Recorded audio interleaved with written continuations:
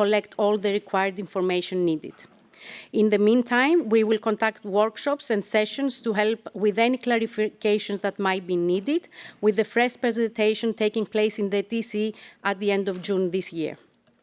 The past survey results set a benchmark enabling us to track the progress made over the past 3 years.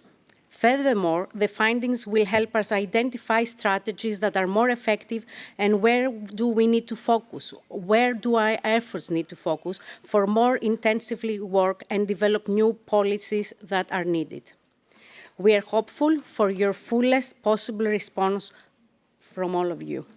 And I will say that again, please try. I know sometimes collecting this information, especially from member states where they have different setups, is difficult, but please try to collect the information and complete the survey. It's very important for us to have the real numbers. Only then can we make real policies that will make changes. Finally, I would like to extend my personal gratitude to the whole Secretariat, and in particular to Mariana Nozzetti, for her valuable input and her endless work in this project. And finally, let me finish by thanking the Secretary General. Secretary General, we truly appreciate your invaluable support and assistance in all our efforts, and that you align with us. Thank you very much.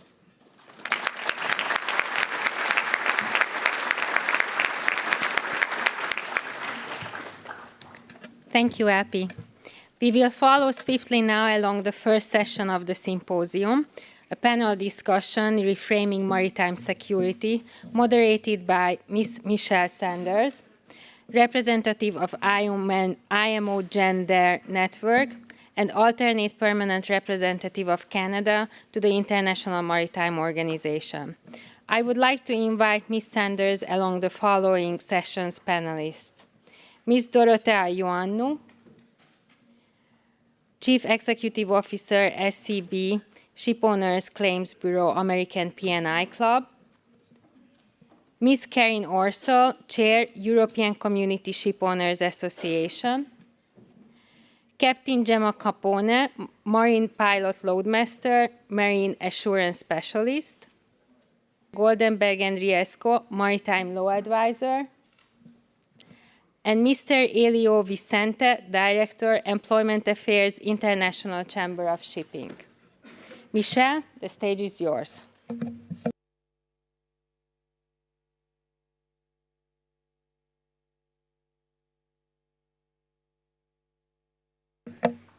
Thank you very much, Georgie, and good afternoon, everybody. It is an absolute pleasure to be here and an honor to be representing the IMO Gender Network at this event.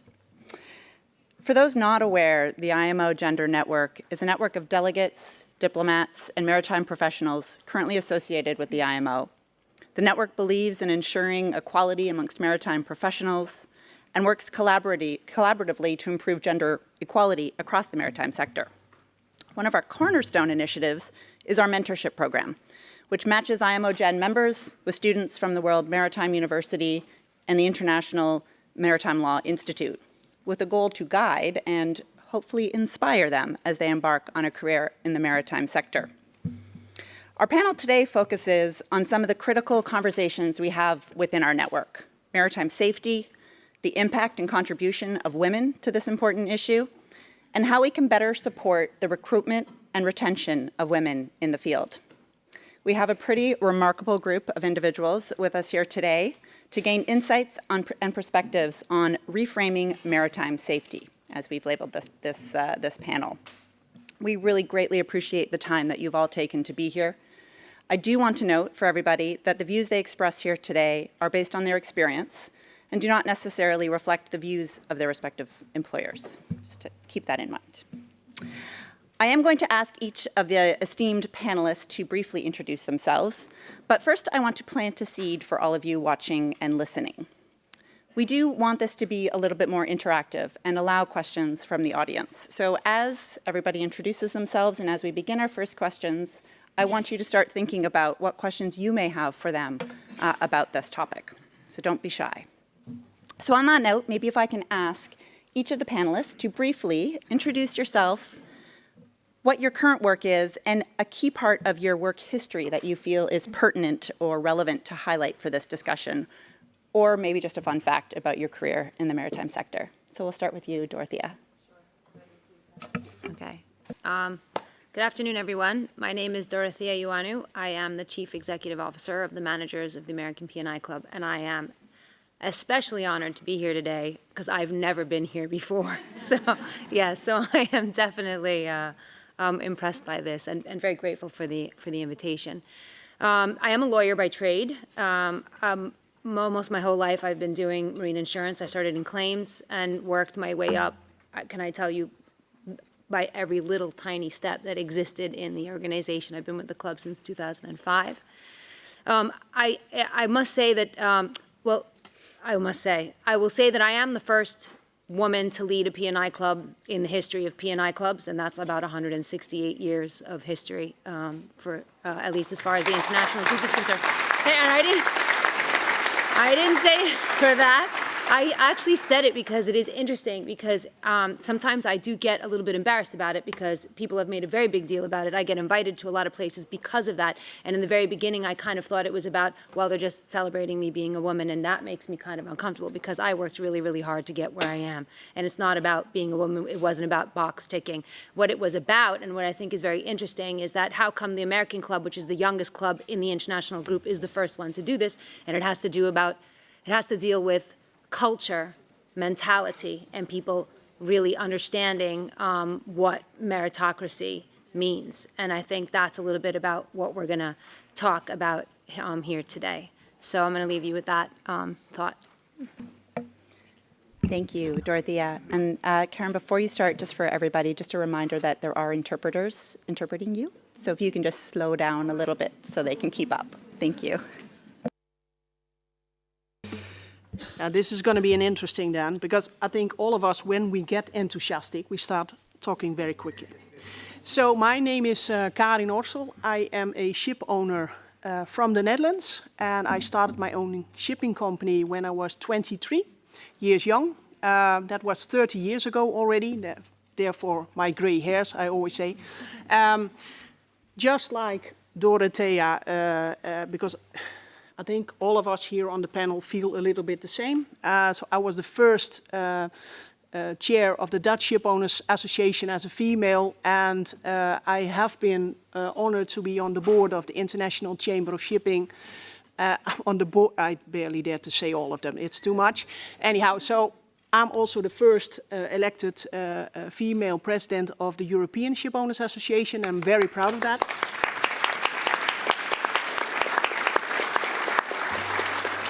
But just like Dorothea is stating, in a lot of interviews you get the question, how is it to be working in a male-dominant industry?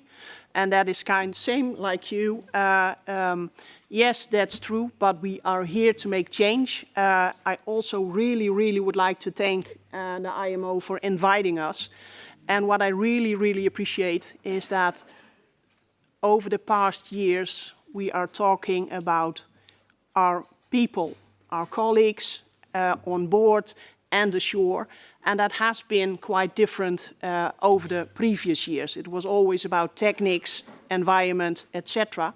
But without our people, we are nowhere. And that is something I want to emphasize. And I really appreciate the number of different nationalities here in the audience, different age, and the male and female, because together we are strong, and together we can make a difference. So thank you. That's my 5 lines.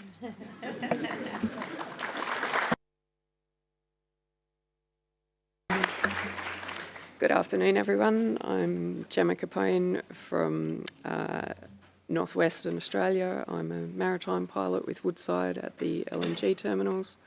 I'm very honoured and excited to be here, to have been invited today. It's very overawing to be at the IMO after spending my whole career following regulations and resolutions. And to see the diversity here, the welcoming nature of everyone is fantastic, and just excited to be a part of it. Thank you.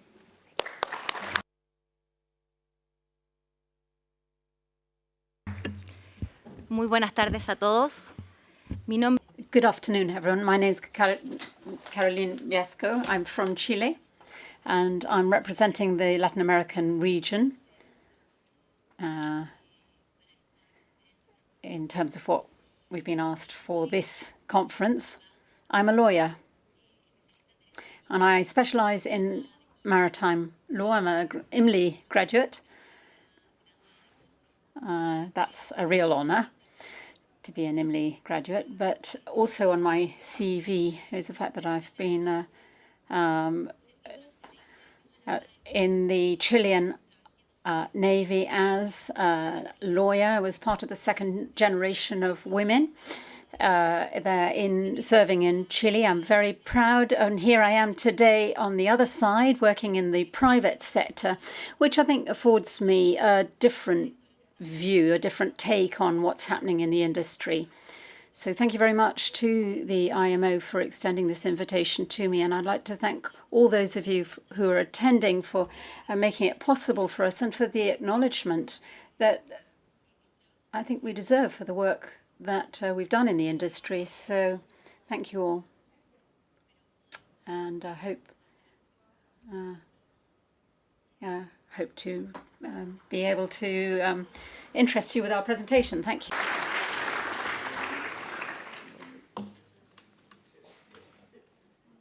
Good afternoon, everyone. I think I'm the last member of the panel to speak. My name is Elio Vicente. I'm Director of Employment Affairs at the International Chamber of Shipping. Please allow me to first and foremost wish everyone of my dear panelists and those in the audience a happy Women in Maritime Day. I know it's tomorrow, but nevertheless, that is an important one. Today I'm wearing two pins. One, I'm here with the ICS hat, of course, but in terms of the pins, I've got an IMO pin and I've got the WISTA 50th anniversary pin. And I will use this as a segue to note that I am actually a member of WISTA UK. Yeah, I am. Fees paid up, you know. So for those men in the audience, I guess what I would say is, in case you weren't aware, some WISTA associations do allow male memberships, and I would encourage you to take this up. It's been an incredible journey as a member, and if I can be very candid, I think it's important that men are not sitting in the sidelines in what is a crucial conversation to have. And I was very privileged to be at the WISTA AGM and conference in Uruguay last year. And I think, if I'm not mistaken, it was myself, and I was very honored to have one of the very few number of men. It was myself and the Secretary General, Arsenio Dominguez. We were very much outnumbered. And so what I would say is, one, you are missing out on the energy. Because the energy, if you've not been to a WISTA conference, you're missing out on the energy. But looking beyond WISTA, there's also the WIMAS that the IMO supports, and WIM Africa, and I see representatives here today, all very much dedicated to this. So the call to action from LP with respect to the joint IMO WISTA survey, from the ICS perspective, I think the message is, we hear you loud and clear. We will disseminate that as far and wide to our membership and hope that we can come up with some important information based on the parameters of your survey, because without data, it will be very, very difficult to address this issue. To the point by the Secretary General of IMO, you talked about enthusiasm and being open-minded, and I completely subscribe to those. And this is very much in keeping with great work that both IMO and ILO have jointly done to try to address this issue over the years. And one that comes to mind, for example, is in 2019, there was a joint meeting on recruitment and retention with particular focus on women. And actually, part of my role in ICS, in addition to being the secretary of the Labour Affairs Committee, which deals with employment-related matters, I and my colleague Andrela Fernandez are also the secretaries of what is now the single inaugural Diversity, Equity and Inclusion panel with two excellent co-chairs in Despina and Karen, who are both here.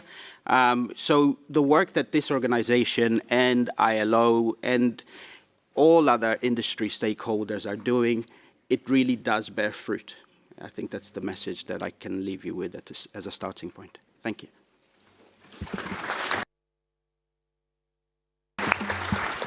Thank you very much. And apologies, I had to move down here because you can't get translation up there. And I can't hear at the end of the line. So thank you. And Helio, I do want to say, I think it is extremely valuable to this conversation on the role of women and promoting women to have male allies. And that's why we're really pleased to have you on this panel to be able to contribute and be part of the discussion. So let's jump in. I'm going to start with the first question. And as I said, I will ask a couple of questions and then we'll open it up to the audience and the listeners to jump in if you have questions for our panelists. So I'm going to direct this one to Gemma and Carolina, if I may. How do you perceive the current culture surrounding safety in the maritime industry? And what role do you think gender diversity plays in shaping this culture? Not sure who wants to go first.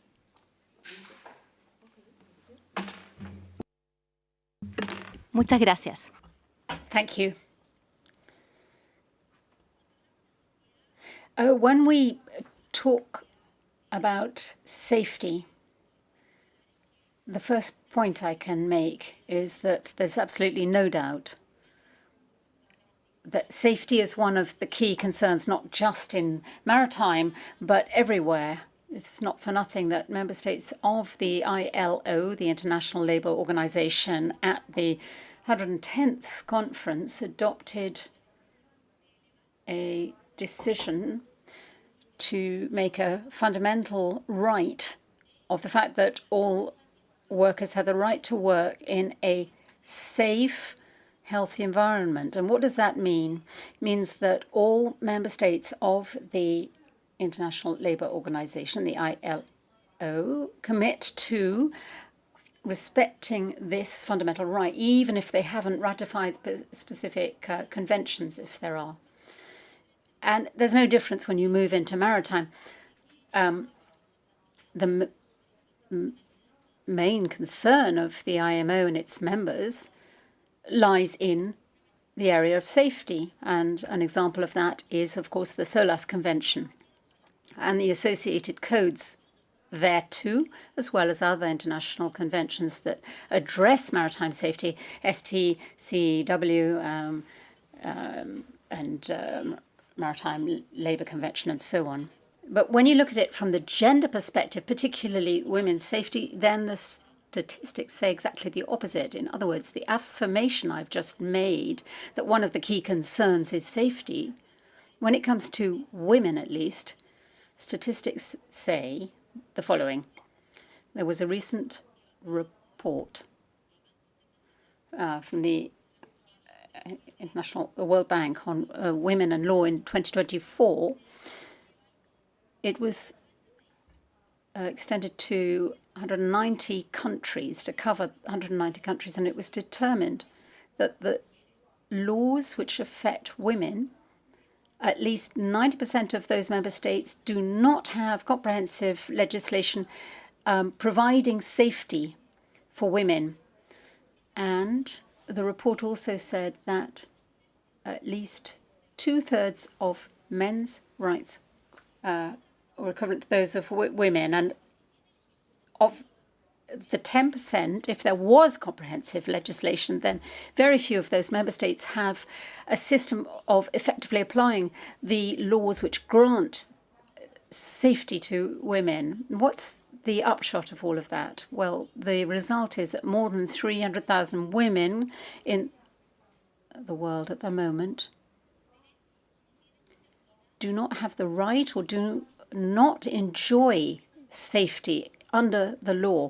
Now, when you come to the maritime realm, you could make a distinction between physical safety and, on the other hand, you can there's bullying and harassment. When it comes to physical safety, at least in Chile, in my country, and talking to female members of crews, I've been told that there are barriers. One very simple example is an immersion suit. The average size of height is a Latin American woman is 160, 50 to 60 kilos. However, immersion suits are designed for men, and the immersion suit, therefore, is not going to fit a woman of that size, of the average size. Having said that, what happens with well-being on board, and here it's even more drastic,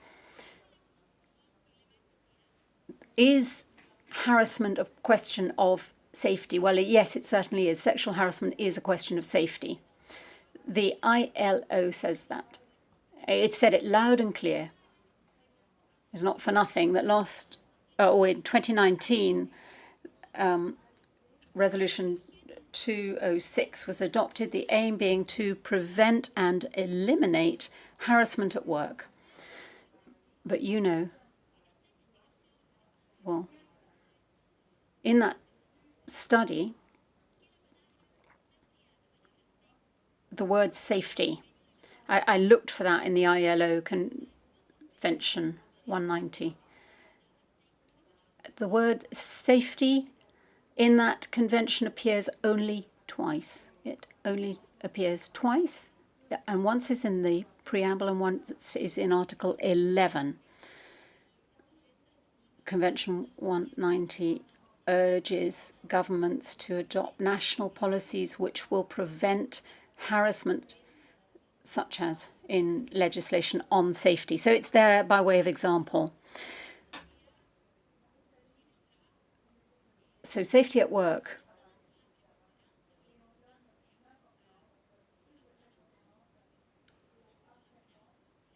Are we attaching particular importance to harassment as required? Well, when you look at the international statistics,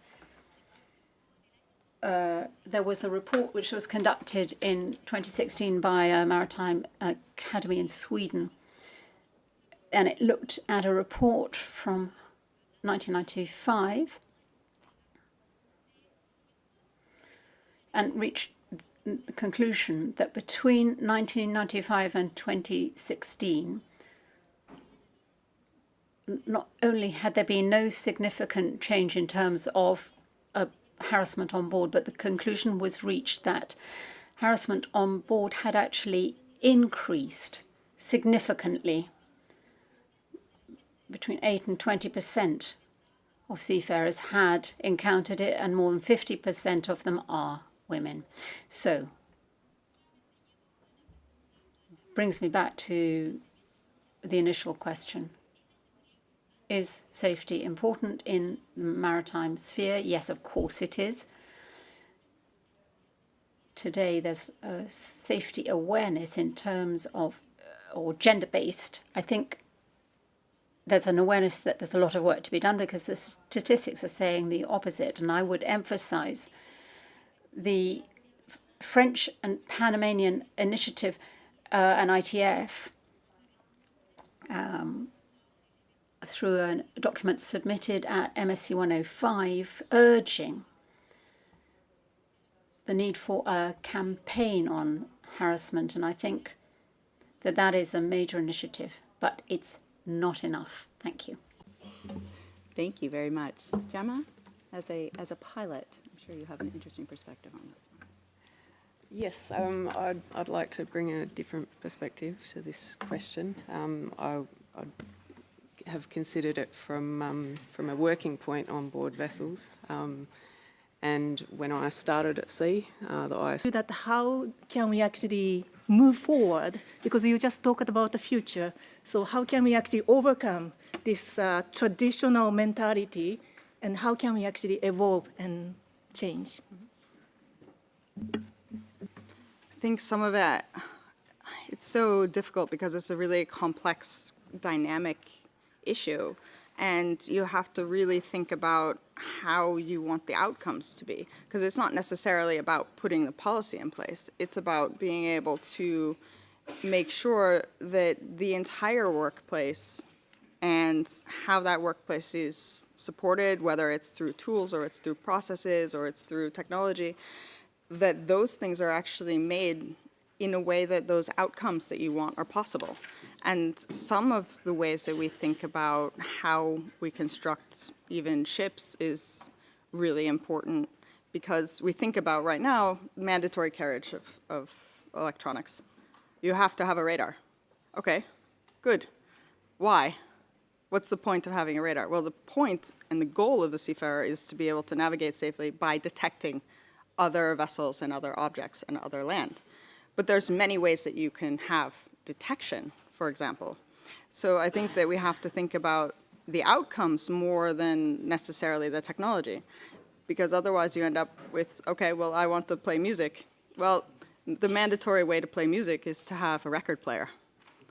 Okay, great.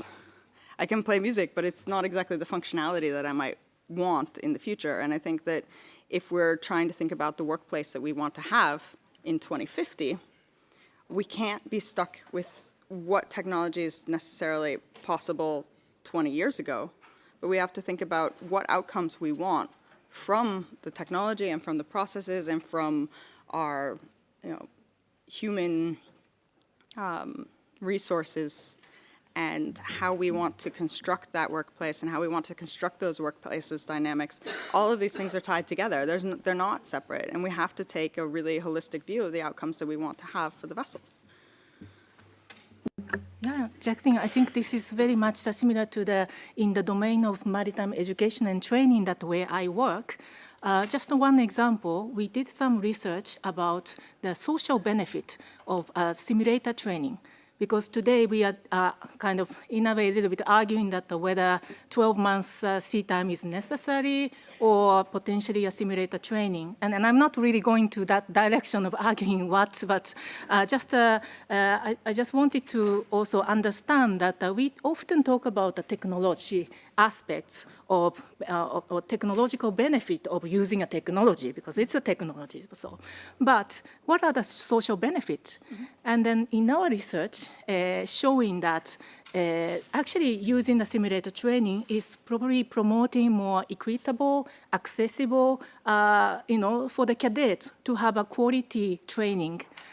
Which means that sometimes, or not often sometimes, but the onboard training is also not quite standardized in a way. It's really up to what kind of ships and what kind of supervisor that you get, and also different kind of jurisdiction. So in a way, it is quite difficult to standardize. And standardization is really a challenge, I think, in every different aspects of IMO agenda.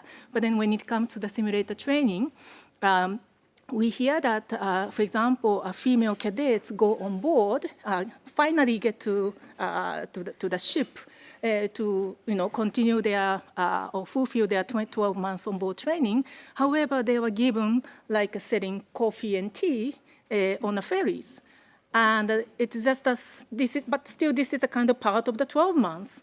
And this is not acceptable. This is not what they are supposed to do. They have to be operational section. But in reality, such things are, unofficially heard.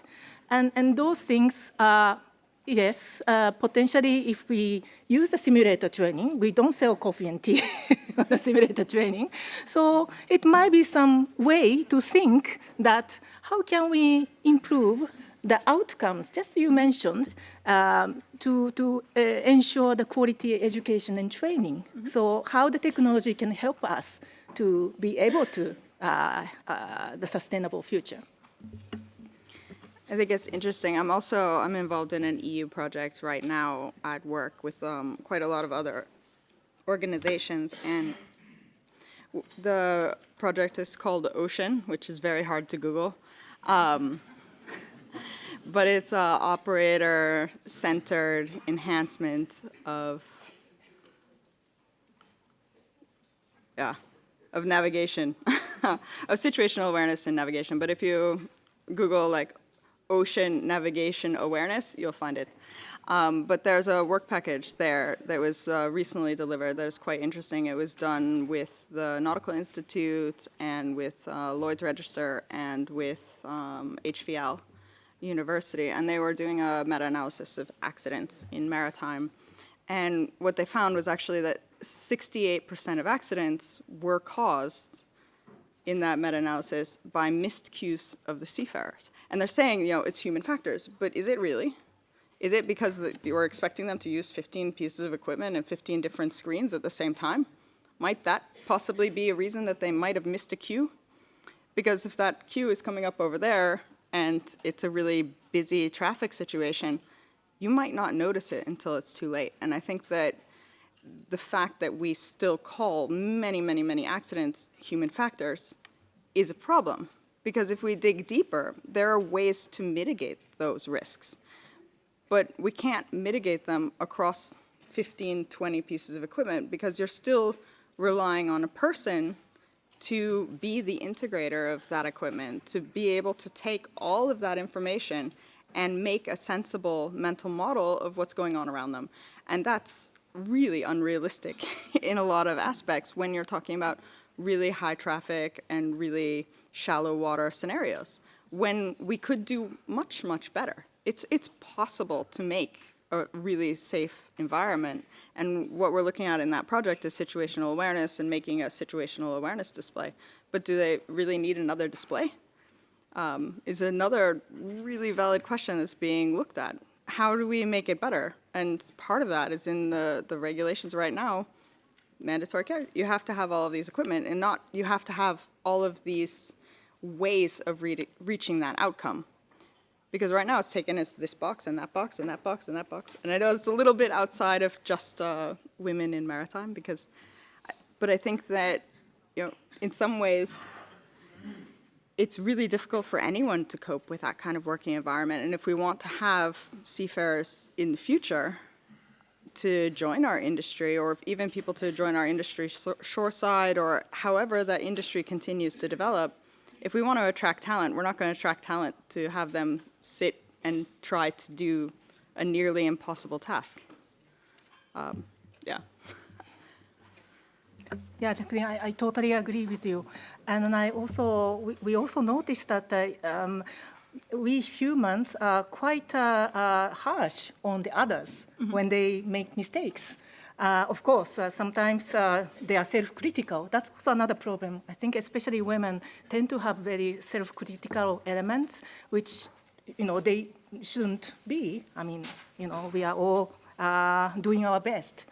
But then what is really interesting to me is that we tend to criticize the people. If somebody's make the mistakes or errors, okay, yeah, why did you do that? It's very easy to say.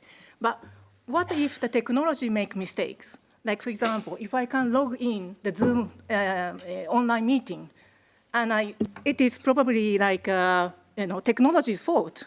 And then do I, of course, blame the technology, but then we don't blame it that much. Okay, this is a technological problem.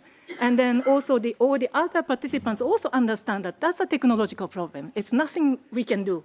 And we are a little bit more tolerant. We are kind to the technology, but we are quite harsh to ourselves. So this is also quite interesting for me. And also the safety is collaboration. It's not like only one person are responsible. So in this case, also, I would also like to mention about WME is proudly part of this Maritime Just Transition project called Baseline Training Framework for the seafarers in decarbonization. So this is also a big collaborative work with the IMO, ILO, ICS, and UN Global Compact. And also the Lloyd's Register is doing the project management, and WME is providing academic input. So this is like really a great example that what we do, working together, collaborating to ensure safety. Tried to think of how to transition that into somewhere else, but we had talked about by email, you had mentioned that we have to make sure that we're including the global south into the future of maritime and how we think about the future of maritime. And when you're speaking about also women in maritime, there's a lot of locked talent out there because we have a lot of talent that's been educated in maritime but can't get their sea days, and then they leave the industry.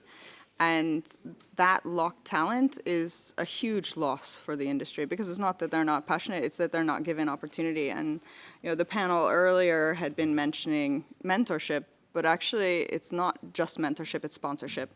We have to have people reaching out and saying, well, if you're going to recommend someone for a position or for an opportunity, make sure that you're recommending many different kinds of people, including women, for those opportunities. Because if that opportunity isn't extended to them, they're not going to be able to participate. They're just going to be left in the sidelines. And it's nice that everyone wants to mentor you and give you advice, but if no one's giving you any opportunities, you're not getting anywhere. Yes, Jacqueline, that's very true. I mean, it's very super important to also mention about the role of Global South, because this is also a kind of gender issues, like a Global North and Global South. So it's not just women or men. It's all about how to include everybody on board to talk about the safety or decarbonization or other important global agendas. So I'm very happy to see that today's panel discussion, which also touched upon the diversities, which is also including men, other ethnicity group, including also the LGBTQIs, which is also becoming a hot topics too. So it's all related to that, how we kind of respect with each other. And with that, I might also want to introduce one interesting study that we have done, which is about looking at that how the term seafarers are used in a different context in a discourse. So me and Professor Ampasaba at the WMU has done some the study to looking at those how the seafarers are used in a different kind of context in a linguistic way. And then what we found is that the seafarers often used kind of in relation to the verbs like protect, support, help, and treat. So, and seafarers are often also described as a victim. And this is also quite interesting to us, that how the seafarers are illustrated and promoted, because when we talk about the future and promoting these maritime carriers, we also need to talk about something about positive. But at the moment, a lot of discourse are setting around this kind of negativity, and it's kind of funny to see that women are typically described that women need protection, women need support, women need help. And this is exactly seafarers. So I was wondering, are seafarers all women? I think that's super interesting to bring up, because seafarers are stopping accidents from happening every day. We don't have statistics on how many accidents are not happening. And it's interesting that, I have a background as a seafarer. I spent a lot of time at sea, and now in the project we're also riding along, doing research on the human needs and doing human-centered design, actually. And while we're there observing, we're noticing all the near misses that are happening. And on every single voyage we've went on for this research project, we've seen at least one semi-major near miss. And you think, how many of these are being avoided by seafarers every day? And they have limited tools to work with, but they're doing an incredible job. And we have to think about how can we support them to do it better and easier and safer and in a more resilient way, because we're still having accidents and we're going to continue having accidents for quite a long time. And I think in the fuel transition, that can be really scary. But the only way we're going to avoid it is if we're really making the whole social technical system that is a ship, because it's not the ship and the crew, it's the ship and the crew together. And they have to work in a way that's efficient and safe. And we put a lot of barriers in the way for them to do that. We put a lot of barriers on them to write reports and to collect data and to do a lot of other things that are actually outside of keeping the vessel operating safely. And I think that that's often lost in the translation when we're talking about all of the things that are being required of seafarers. And then we also talk about, well, oh, you know, we need to protect them and we need to help them. And actually, we need to be able to enable them, I think is maybe the key. And especially those coming from the Global South, and making sure that all of the education opportunities are fair and the training opportunities. And then we also have to, you know, make sure that the training is in a way effective. We have to have more outcome-based measures, both for the technology and for the people and the technology together. Because we can't separate the quality of the technology from the people that use it. Thank you, Jacqueline. Yes. Also, yes, I think also when we talk about the Global South, we could also make use of the existing mechanisms. For example, IMO has this Maritime Technology Cooperation Centers, MTCC, around the world, 5 regional centers. And here we can see a lot of female professionals are really active and engaging and leading those projects. So this is one of the great examples. And also, as a professor at the World Maritime University, I also observe that this is a great idea to bring the 130 master's students from, let's say, 50 different countries every year, because it's not just a distinction of men or women, it's just a whole set of different cultures. And this exposure to the different cultures really create a really healthy, safe environment to try to understand. Of course, there is some kind of conflicts exist, but then it is so unique to have such a kind of environment.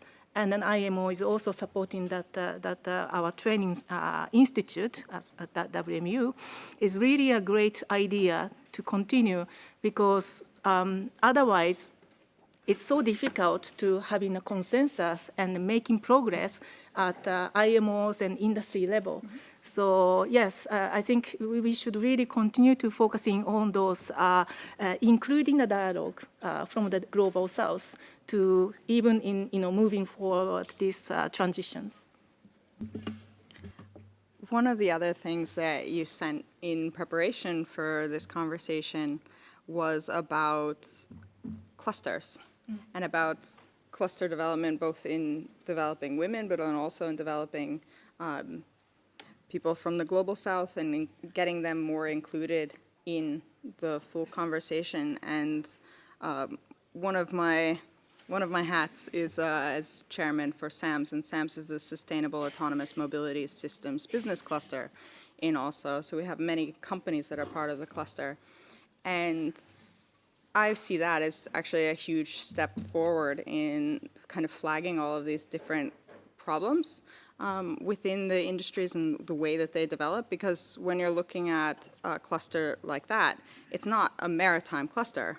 It's a cluster of maritime and ports and rail transport and drones and all of these things that make logistics possible and support all of our industries. And I think that it's really interesting when you had talked about clusters in developing people, because that's also something that's not often thought of.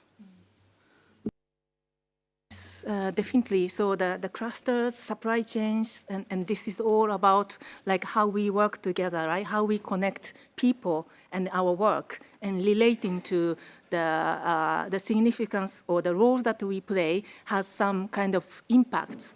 So I think this is important, but unfortunately that when we talk about the supply chains and maritime clusters or even other clusters, the integration of women is not really part of the cluster strategies. So this is also something that the gender equality is not a separate standalone topic, but it has to be incorporated in every sort of business opportunities and making a case. Mm-hmm. And I think that's also important. I'm sure that you are from the industry side, that you have a lot of those experience, Jacqueline. Yeah, I think that I don't know, it's really difficult because you have like defined and professional clusters, but then at the same time you have informal clusters. And those informal clusters can sometimes be more valuable, and people talk about networks, and I'm really happy to be part of the WISTA network. I think that's one of the reasons that I was even invited. But I think that there's those formal networks, but there's also those informal networks that we have and the loose ties that we have that allow us to move forward as an industry and to share those ideas and to share them kind of in an open forum and in a psychologically safe way. And it's really important that we recognize those informal clusters as well as those formal clusters. And when we're thinking about our own personal networks and we're thinking about our professional lives, I think we need to reach out a lot more, particularly to people that are different than us. And I think we also need to reach out to other industries more, because we see a lot of issues that we have that other industries have also had and that they also face. And I think that we don't reach out nearly often enough as Maritime to really learn and incorporate from others more than our own history, which is a great history, but we still have a long way to progress. Yeah, thank you, Jacqueline. Yeah, that's also quite important. You really coined this informal economy, and then I also think that the women actually often play in the very informal economy in the fishing sectors or some of those small trade. So when I also heard that during the COVID-19 pandemic that the women traders in the Caribbean regions, they are still active and carrying the goods and the food between the islands, while the huge big liner shipping just left because of the COVID. So it's a kind of very interesting to see that how such informal economy are more sustainable compared to the large shipping kind of enterprises, which could be quite vulnerable against the economy. I think also bringing back the informal versus formal, when you're talking about having training in simulator, it's very formal. When you have training at sea, it's very informal. And there's a big difference between work as designed and work as done, because you have the way people actually do it, and you have the way that theoretically it should be done. And there's often a big disconnect between those two that's translated when you have sea time training versus simulator training. And a lot of that informal stuff is not captured very well. And you also have that informalness being all different quality levels, which is also problematic. And I'm not sure exactly how we can cope with that to move towards a full standard and really bringing people up. Because right now, if you have to go and maintain an event, there isn't a class for that. They don't go and take you to this is how we do the event checklist as a third officer. It's someone takes you outside and you go and you take things and you grease and you move the pins and you take the pins in, you put the pins out. But there's not really formal training attached to that. It's all informal. And I'm afraid that, in some cases, if you move to a fully formal set of standards, you lose a lot of the informal tacit competence that is developed. And I think that that's always going to be a challenge. That's exactly a really important point, because I also noticed that among this, the list of the areas of the comprehensive review of STCW, there is a lot of soft skills are highlighted. For example, 21st century skills and interpersonal skills. Even the digital skills are considered as part of the soft skills.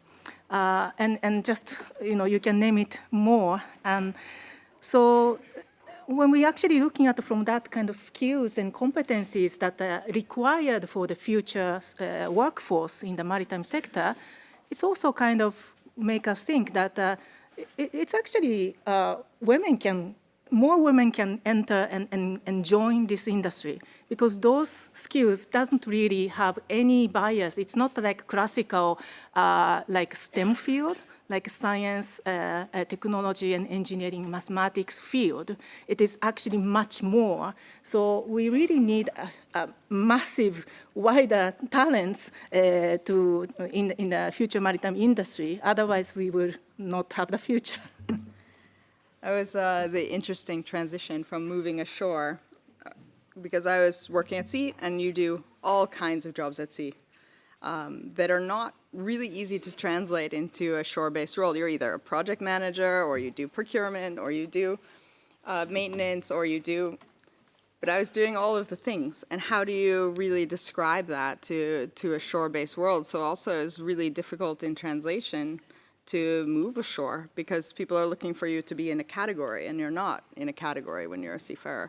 And I think that that's also really important. The way that we speak about seafarers, they are doing a multitude of different kinds of tasks. And we need to realize that and be able to support that in a good way as, you know, the social technical system that they are. Thank you very much, Jacqueline. I think we are now coming mostly towards the end, so maybe if I just may say something at the end.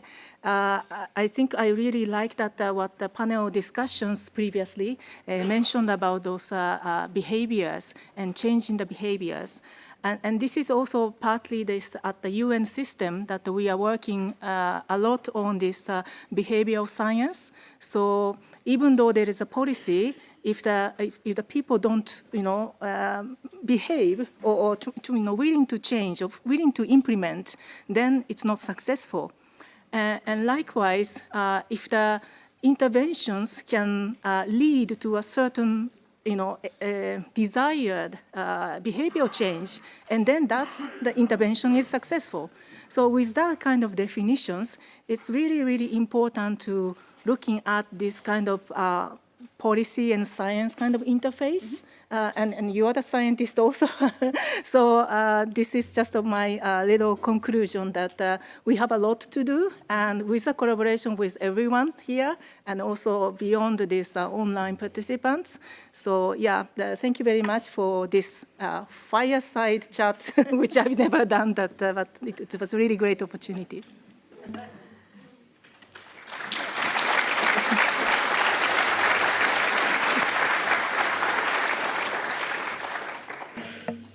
Thank you very much for both of you for joining. Sorry.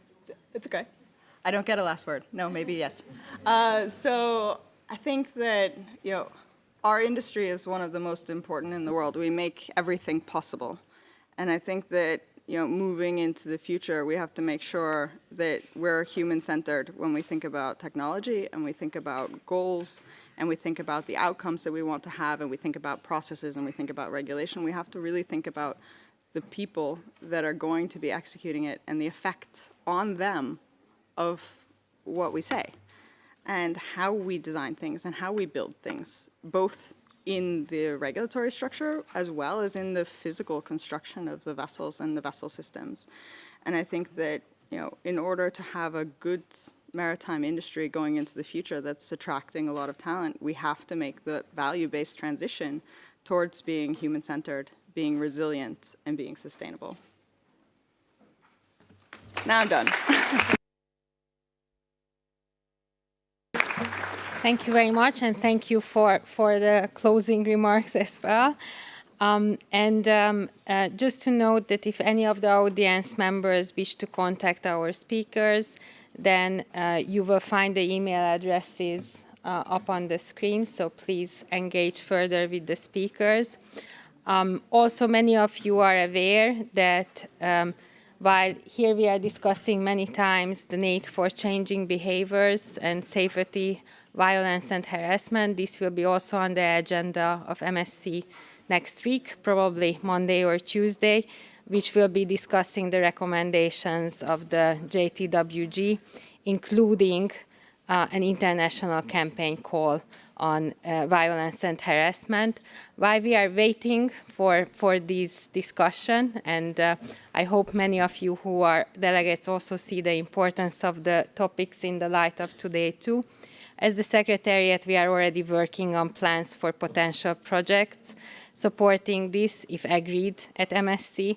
So interested member states and other partners are welcome to come to the Secretariat on this for future collaborations. So with this, it is now time for us to move to the last part of this event, to the Gender Equality Award ceremony. For that, I will invite Louise Proctor, Deputy Director in the Technical Cooperation and Implementation Division, who oversees the Women in Maritime program. Louise, the floor is yours.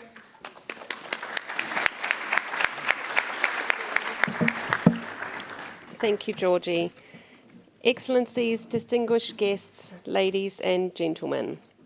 As you are aware, the Council, at its 128th session, approved a proposal to establish the IMO Gender Equality Award in order to accord international recognition to those individuals, irrespective of their gender, who either in their personal capacity or as representatives of their respective institutions have made significant contributions to advancing gender equality and the empowerment of women in the maritime sector. We are honoured to be granting this award for the first time today, initiating what will become a wonderful new tradition for the organisation. We take this opportunity to give due recognition to the members of the assessment panel for their time and dedication given to the very difficult task of assessing all nominations and recommending to the Council which persons nominated for the award should be recognised. We would also like to thank the Government of Spain for the donation of the silver medallion, which you can see on the screen, to be presented to the recipient of the award. Going back to the panel, during its deliberations and considering the high calibre of nominations received, it was decided to recommend a second instance of recognition, letters of commendation, signed by the Secretary-General, for those nominees judged to deserve acknowledgement for their inspiring actions. Following the Council's endorsement of this recommendation, letters of commendation have been sent to the following individuals: Mr. Mikhail Skov of Denmark, Ms. Sanjam Gupta of India, Commodore Amit Srivastava of India, Ms. Angjin Ha of the Republic of Korea, and Ms. Camille Dian Simbulan of the Philippines.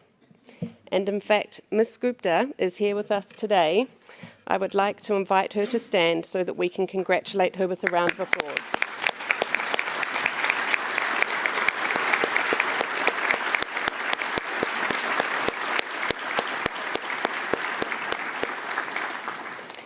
And now we move on to the presentation of the Gender Equality Award itself, for which I would like to invite the Secretary-General to introduce our inaugural Gender Equality Award recipient. Secretary-General.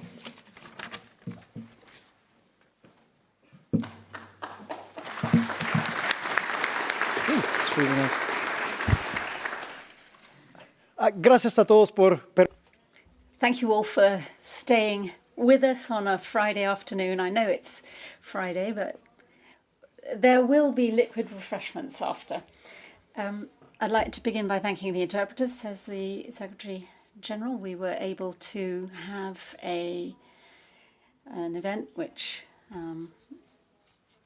was multilingual, and I'd also like to thank the staff Secretariat members who've been working hard to ensure that this is a successful event. We've got Mariana, Georgia and Louise here, but I can tell you that there were plenty of others involved as well in the work, and I'd also like to thank all the panelists. I could, of course, go on for a long time because I took a lot of notes, but I do hope that you've enjoyed it as much as I have. And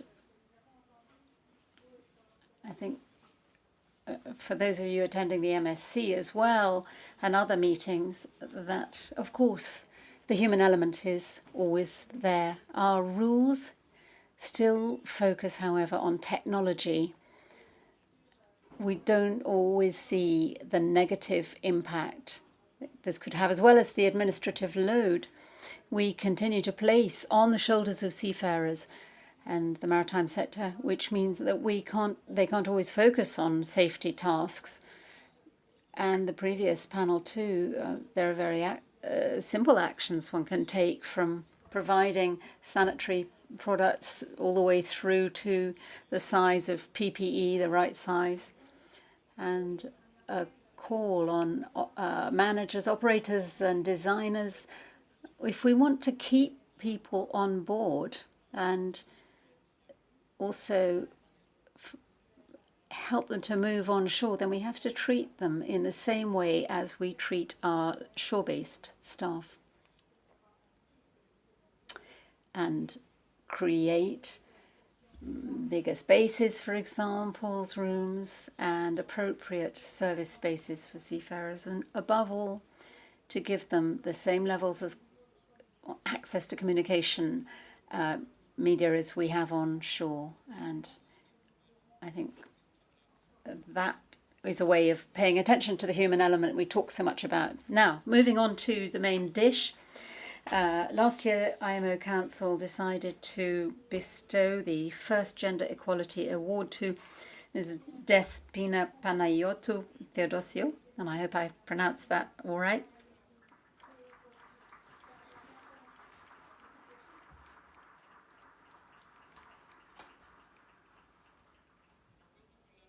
She was proposed by the Republic of Cyprus for the fundamental and prominent role she played in promoting gender equality and empowerment of women as former president of WISTA International. Throughout her time in office, Despina's actions have highlighted significantly the association's mission. She's brought to light the challenges facing women in the maritime sector and raised awareness among stakeholders, international politicians and decision makers.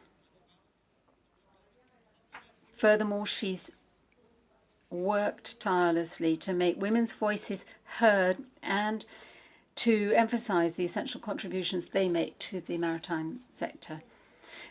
The key role that she played in helping WISTA to gain consultative status at IMO, and her efforts towards achieving the signing of the Memorandum of Understanding between the two organizations, have led to numerous successful initiatives. This includes the Innovative Women in Maritime Survey, which is again taking place this year, and the creation of the Maritime Speakers Bureau webpage, which is a database of female conference speakers with a range of expertise in maritime issues.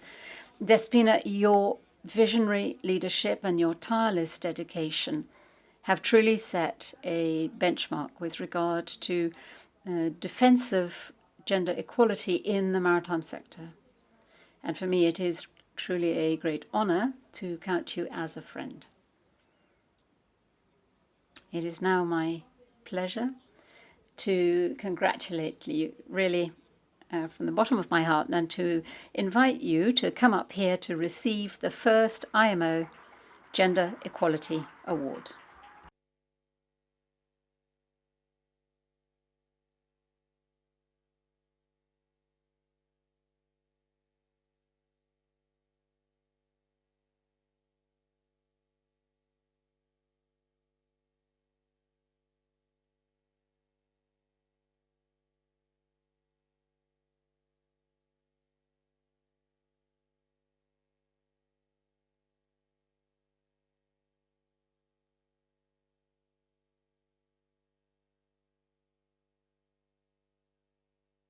May I invite the Minister to please join us here?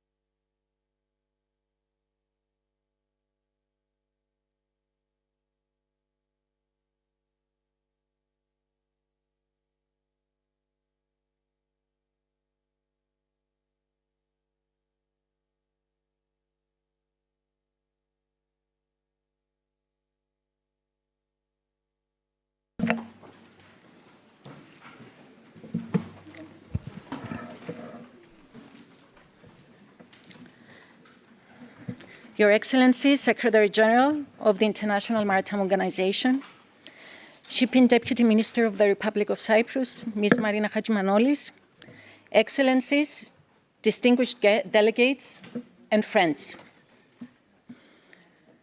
I'm truly grateful to accept the IMO Gender Equality Award. This recognition is a testament to the collective effort of everyone in this room and across the maritime sector who strive tirelessly for gender equality. Throughout my career, I have been very fortunate to receive awards, both individually and on behalf of the organizations that I represent, each meaningful in its own right. However, I can honestly say that this is an honor without comparison. It represents a cause that is deeply rooted in my heart. For over a decade, it has been my privilege to raise awareness of the incredible work women do in maritime and to amplify their voices. It is therefore humbling to be the first ever recipient of an award whose purpose is to reinforce a principle that is strived for so passionately by many, and increasingly recognized as not only crucial, but also beneficial for the advancement of the maritime industry.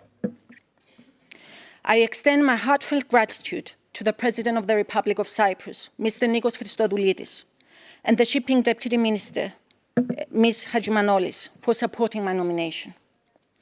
Dear Minister, I'm thankful for everything that you do personally and with your ministry to support diversity, that you consistently provide support in promoting diversity, equity, and inclusion in our sector.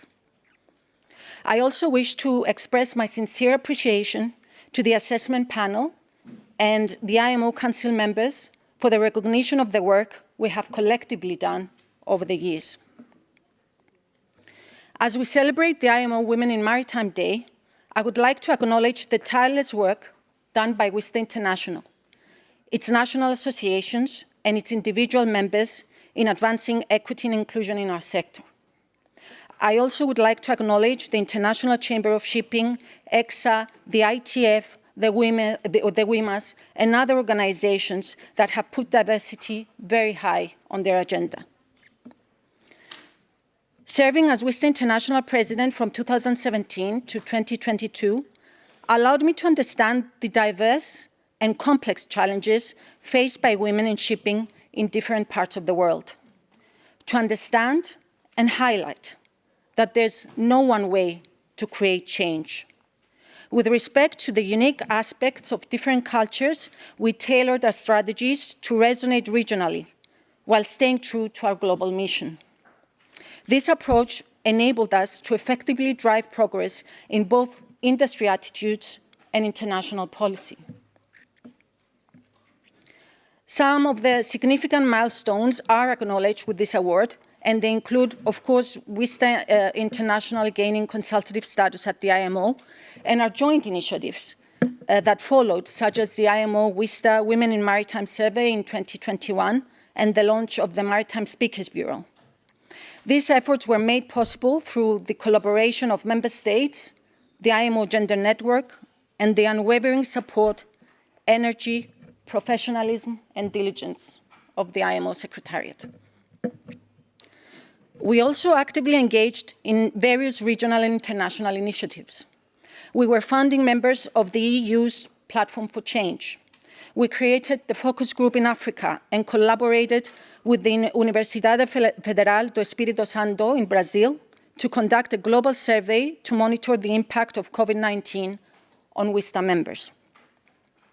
Additionally, we applied for observer status with UNCTAD, which was subsequently granted, ensuring that women in trade have a seat at the table and a voice in policy decisions.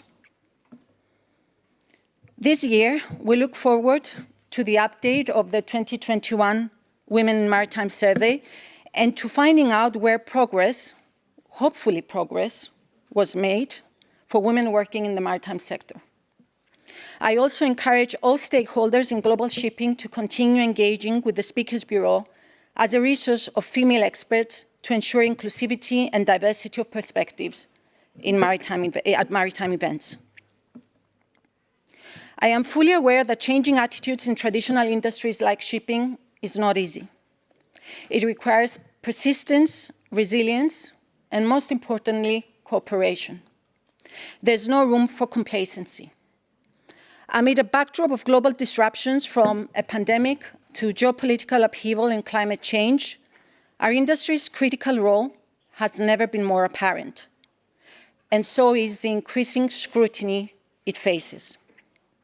I know that there's plenty to be proud of in the work done here by the IMO Secretary General and Secretariat, the member states, NGOs, advisors, and so many others.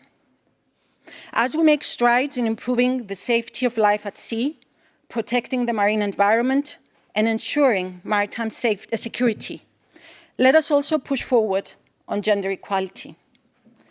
Today is a day to celebrate progress, but we're all aware that we have a long way to go. Only by working together can we hope to break down the barriers, drive change, and create the environment for gender equality to become not our end goal, but the starting point for our industry. Secretary General, Deputy Minister, Excellencies, esteemed guests, I thank you from the bottom of my heart. As the first person to be recognized in this capacity in our global maritime industry, I will cherish it, not as a personal accolade, but as a beacon for what we can achieve together. Thank you.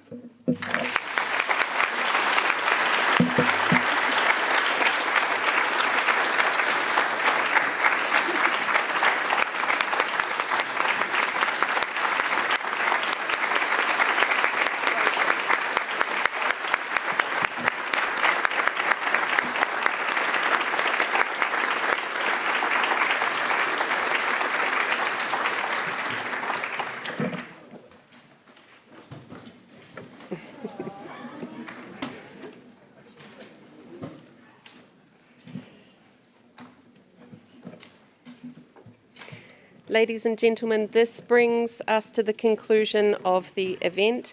I wish to thank all of the speakers today for sharing their valuable insights and congratulate Desmina once again, as well as the recipients of the letters of commendation for your impressive achievements. We also thank everyone for joining us here this afternoon, both in person and also online. We look forward to engaging with you further through our social media channels today and tomorrow, as well as sharing the wonderful illustration that will come out of today's event. I also wanted to take the opportunity just to highlight the role of the IMO Gender Equality Network that was represented by Michelle Sanders at today's panel. Known as the IMO Gen, the network consists of IMO member state delegations working to achieve gender equality across the maritime sector. And for those of you finding yourself wondering after today's insightful and inspiring insights, please know that the door is open to engage in the work that the Gender Network is pursuing. Last but not least, please note that the call for nominations for the Gender Equality Award for 2025 are open until the 8th of July. And for those of you attending in person, I would like to now invite you to the reception on the 4th floor, being hosted by the Secretary General. Thank you and enjoy your evening.